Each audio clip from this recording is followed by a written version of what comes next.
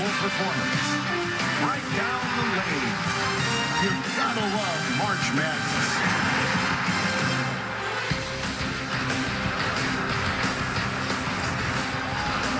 Semi-final Saturday and the Final Four, and the magic number 77.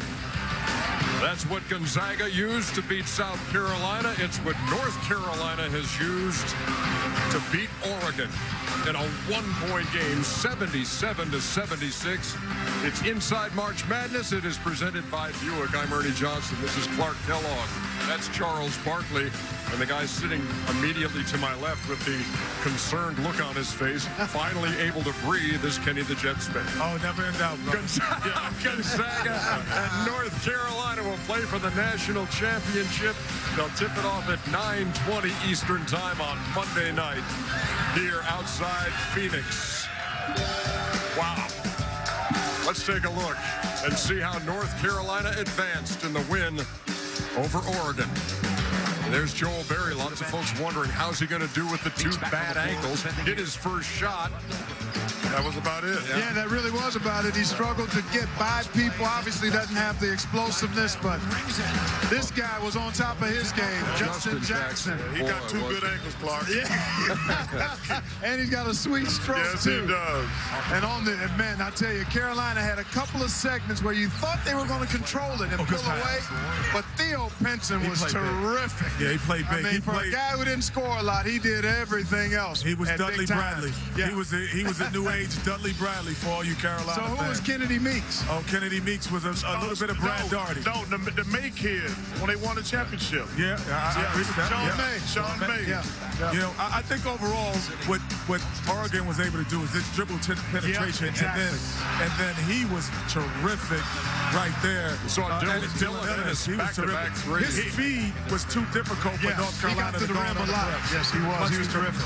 Nate Britt for three, and then Britt to Kennedy Meeks, Britt played who had himself a huge double-double for Kennedy Meeks. And they needed the 25 play and of 14. Pinson and Britt in light of they don't win without Berry. They've got to make a decision for money because Britt's got to play more. Oh, I don't know. He got to, because Pinson, Berry. He does not look the same, and Goss is going to go at him, and he's not going to be ready in 48 hours. I think he will be.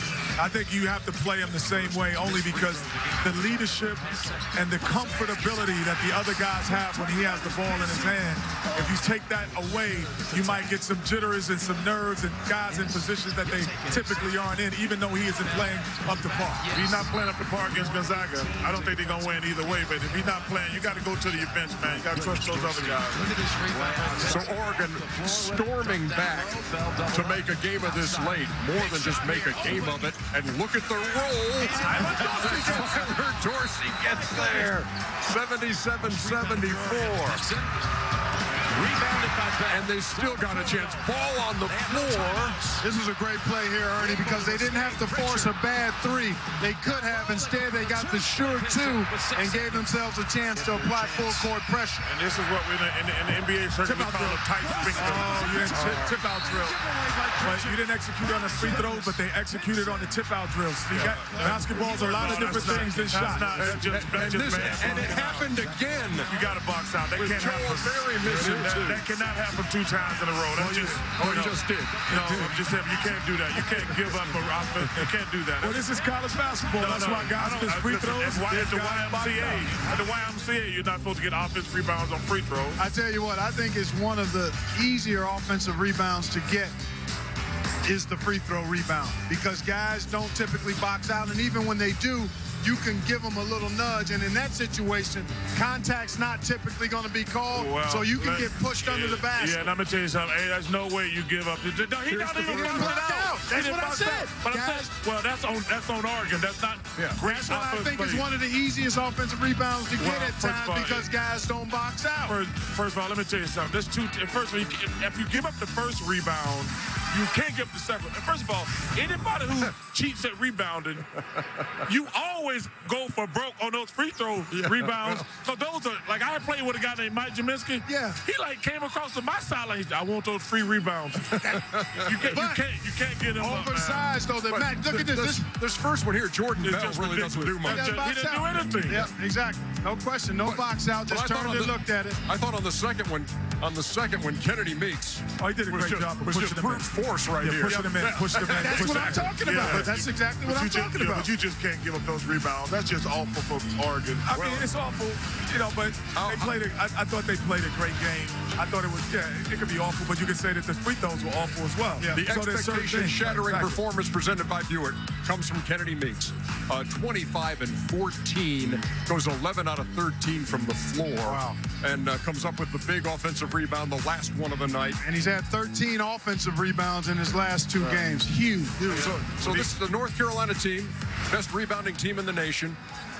Dead even tonight, 38 apiece, Oregon and Carolina. But on the offensive glass, North Carolina continued to dominate. 17 of them they got, and none bigger than those last couple. And that, you know, you talk about how Oregon stayed in the game. Dribble penetration, getting to the free throw line, and then being just good enough defensively. And despite competing on the glass in total numbers, the big offensive rebounds were the difference in the game that I thought Oregon did a great job to scratch and claw, particularly with their 2 best scorers not having the kind of offensive games that we knew they were capable of. And Dylan Brooks fouling out there. That's right. But the best player on their team was tonight. He was the best player in the game tonight for them. But listen, they won't have those size advantage against Gonzaga. They will not have it. First of all, they're going to have a mountain out there. So he is going to he's going to take a lot of listen, this guy, it's going to be an interesting game. Like I say, I'm going with the Zags, but they will really be able to negate North Carolina's size. The championship is going to Spokane, Washington. Well, you know, you have your opinion, and I think the one thing that Gonzaga, I kept saying, these are the teams that they've seen. They have not seen this. They haven't seen size at multiple positions. And I think, again, with either Barry hurt or not playing up the par. I don't even know if he's hurt because he might be just not playing up the par because they played great defense. I'm not going to take away bad ankles, but I'm not going to take away what Oregon did to him as well. But I'm saying with him in the game, the comfortability of him having the basketball does not allow other guys to feel pressured. So then he can play their game. I just think that Gonzaga has not seen size against them. Yeah, okay. Kennedy Meeks, you know, you throw in Hicks, you throw in all of these guys throwing in and on the perimeter. That size, they haven't seen either. Pair of #1 seeds going at it on Monday night for the national championship here in Glendale, Arizona. We're going to turn it over to Greg Gumbel and Seth Davis in just a second. But as we head to break, here's a sneak peek at Warner Brothers' new movie, Dunkirk. We welcome you back to Inside March Madness, presented by Buick. Greg Gumbel, along with Seth Davis, courtside here in Glendale, Arizona. The game you just watched wasn't the only terrific game that happened here today. Let's get you caught up on the highlights from our first national semifinal matchup earlier tonight between South Carolina and Gonzaga. And Gonzaga had an anxious moment once they took the court. Shemek Karnowski, who had himself a terrific time underneath the basket, takes a hand to the face there from Chris Silva. Take another look at it, the hand. Pokes Karnowski in the eye, and there were genuine concerns about how well he would come back. Gonzaga, meanwhile, went to the break after this Jordan Matthews 3, leading 45-36, and still led comfortably going into the second half. Well, and as we all know, Greg, South Carolina has been a second-half team in the NCAA tournament. That was the anticipation there. The freshman off the bench, Zach Collins, had a huge game, one of his 6 blocks, leading to a Jordan Matthews three-pointer. Gonzaga broke out to a 14-point lead midway through the second half, and they worked to make that even bigger. Nigel Williams-Goss, he had 23 points. It's going to be interesting, Greg, to see him going up against a hobbled Joel Berry in Monday night's championship game, but Gamecocks didn't give up. A 16-point run there. Look at them battling inside. P.J. Dozier's going to put it in, and we are tied with just under 8 minutes to go. 16 points in a row, but too much big Shemek Karnowski. Despite that bad eye, he had 13 points and 5 rebounds. Zach Collins had 14 points and 13 off the bench. bench, the little high-low game right there. Zach Collins, that was his first career double-double. And then down the stretch, Mark Few doing the smart thing. We call for it all the time. Foul when you're up 3, and Darius Thornwell missed the free throw. The freshman, Killian Tilly, off the bench, made a pair of free throws. Gonzaga advances to Monday night's championship game. It is an exciting game here, and certainly a difficult, bitter loss for South Carolina. Their coach, Frank Martin, had to bid adieu to his outstanding senior guard, Darius Thornwell. That's what it's all about. These kids are great role models. There's a lot of young kids that want to be the next Darius Thornwell, Justin Mackey. I don't get to coach them anymore, but they're part of my life forever. Frank Martin's Gamecocks bow out at 26-11. Let's dig a little deeper into how Gonzaga won with Powerade power through. Take a look at Zach Collins and what he did tonight. 14 points, 13 boards, 6 blocked shots coming off the bench. He was exactly what Gonzaga needed. Yeah, absolutely, especially with the injury to Przemek Karnowski. And then both of those guys encountered some foul trouble. Mark Few did a great job managing that. And we know they're going up against a team with a big and deep front line. So Zach Collins' performance tonight, I think, augurs well for the Zags on Monday night. All right, the 2 #1 seeds coming up on Monday night will take this court. And when we come back, we will talk about who thinks who's going to win the game and who will be right, who will be wrong. We'll hold people accountable. I'm always right, Greg. You know that. Time out and consider. Come back with more after this. I haven't been wrong yet. What you talking about?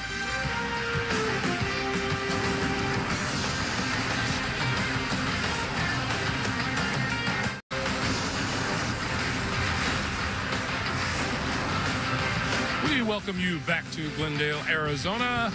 And as you take a look at the schedule for Monday night, April the 3rd, top seed Gonzaga Bulldogs, top seed North Carolina Tar Heels. It is time now for the Social Spotlight presented by Wendy's. There's only really one question to ask at this stage of the game, isn't there? Gonzaga and UNC advancing to the title game. Who's going to win, Seth Davis? Well, I would answer that with another question. Who's going to play well? Obviously, two evenly matched teams. Based on what I saw tonight from North Carolina, and specifically from Joel Berry, I have a hard time envisioning North Carolina winning the game. It's going to be the first time all season they're going up against a team that has as much size and depth in the front court as they have, and yet you look at Joel Berry tonight, he goes 2 for 14, only has 2 assists, yet he played 35 minutes because Roy Williams doesn't trust a healthy Nate Britt playing behind him, going up against a quality point guard like Nigel Williams-Goss, the way that Gonzaga shoots. I feel like the Zags are on a mission. They have been the best defensive team in the country. They've got one more great defensive performance in them on Monday night, and Gonzaga will be your national champions. All right, that is the rule of the road from Seth Davis. Let's go to the other side of the gym and see what the other guys think. Guys? Yeah, let's do that. Thank you very much, fellas. Clark, you want to go first? Yeah, I will. I love Gonzaga, and I've talked about the balance of that team, its depth, the way it can do everything well at both ends. No weaknesses, no flaws, no warts. But there's something about the hunger and the drive that I think North Carolina has. I'm concerned about Berry. Clearly, his ineffectiveness is an issue. But there's something in me that says they're going to find a way. Somebody's going to rise up if he's not able to do it. And it very well could be him. It could be him on Monday night. I like Carolina for that reason. I think they're going to find a way. Having gotten here back-to-back times, they're going to be able to get to the finish line against a very worthy Gonzaga Bulldogs team. Last team to lose the championship game one year and then come back the next year and win it, Kentucky in 1998. I have a feeling you think North Carolina will be able to duplicate that this year here in Arizona. You know, without question, because I'm an alum, I'm going to have a little bit of a bias. But in talking about from a basketball terms, I just feel that, first of all, with Joel Berry, I'm not going to look at that as a negative. I just think if you take 14 shots, that means you're pretty much healthy in my book. If you're not healthy, you take 5 shots. So he had opportunities to knock down shots. They just didn't go. Maybe Monday night can be different. I'm really looking for Isaiah Hicks to play better if you're North Carolina. I think he's got to be the difference between when Zach Collins comes into the game and you have the size that they put on and the versatility. That's the difference along with. So for me, he and Bradley, those two guys with their length and size, Kennedy Meeks to me and Gronowski will be a cross-out. I don't think either one of them will have a big advantage against either one of them. But Justin Jackson, Yeah. I'm not sure if there's anyone on the Gonzaga team that matches up with him. Well, you know, when we look at, you know, underdog, Hal Galima, Stewart, they give a great job of. Those would be research personnel. They do a great job of giving us tapes, stats on all these teams. That's actually pretty good. They do an amazing job. But when you sit down and watch these teams play in person, go to the eyeball test, I underrated the Zags. They are the best team that I saw this year. They have no weaknesses. They got that monkey off their back, getting to the Final Four. They weathered a tremendous storm today. Barry's not healthy. He's not going to get healthy in 48 hours. He had a week to get ready, and he was still limping and go 2 for 14. He's not going to get better by Monday. The Zags, Spokane, Washington, are going to be the national champs. 2-2. Meantime, the game that we just saw, Oregon falling by a point to North Carolina, and Tracy Wolfson able to speak with Dana Altman a short time ago. Coach, you had the opportunity down the stretch. How frustrating was it to see you not have the chance to get a shot off? Yeah, we needed to get a rebound there, and off the missed free throws, we got them to miss a couple, and we had our opportunity, and you know, we just didn't come up with the rebound. But you know, we had plenty of chances. We had some really bad turnovers, made some really bad decisions, and some really quick threes that I thought we were just pressing a little bit. You know, guys try to make too many plays, but I can't fault our competitiveness. I thought the guys battled and tried to put ourselves in a position to win. We just didn't make enough good plays. You lose Chris Boucher in the Pac-12 tournament. No one gives you a shot to get here, and here you are. What can you say about the resiliency you saw from your team this tournament and this year? Well, I love their competitiveness. You know, they didn't win 33 games by accident. They really competed, and you know, we had too many turnovers tonight and some really bad decisions, which, you know, they were trying. They were trying to compete and trying to make plays. We just got a little too optimistic at times about what we were doing and didn't give ourselves a chance. Thanks a lot, Coach. Appreciate it. Last year at this time, on that Saturday, 2 semifinal games decided by a total of 61 points. Tonight, 2 great games. A total of 5 points. Setting up this on Monday, here on CBS. Bulldogs of Gonzaga, a #1 seed, and the Tar Heels of North Carolina, a #1 seed. What more could you ask for?